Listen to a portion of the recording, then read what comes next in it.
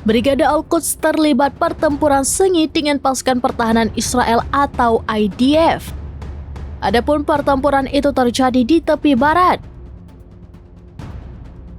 Video mencekam pertempuran itu diunggah di Telegram pada Selasa 5 November. Dalam video berdurasi kurang dari 1 menit itu memperlihatkan baku tembak jarak dekat.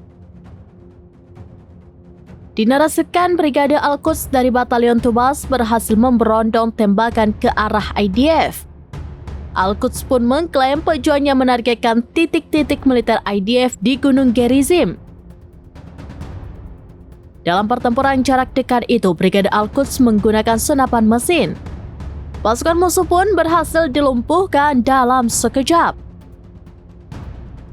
Perdana Menteri Israel Benjamin Netanyahu melakukan segala cara untuk membebaskan seluruh sandera yang masih ditahan Hamas di Gaza. Pasalnya, agresi militer IDF di Gaza selama 13 bulan tidak membuahkan hasil yang memuaskan. Tentara Israel banyak yang menolak bertugas di Gaza untuk membebaskan sandera. Time of Israel melaporkan bahwa Netanyahu memiliki cara lain demi membebaskan para sandera yang tersisa. Pejabat Israel yang tidak disebutkan namanya mengungkap bahwa Netanyahu merayu warga Palestina untuk diajak bekerja sama. Disebut Netanyahu menawarkan uang jutaan dolar kepada siapapun yang berani menculik sandera dari tangan Hamas untuk kemudian dibebaskan.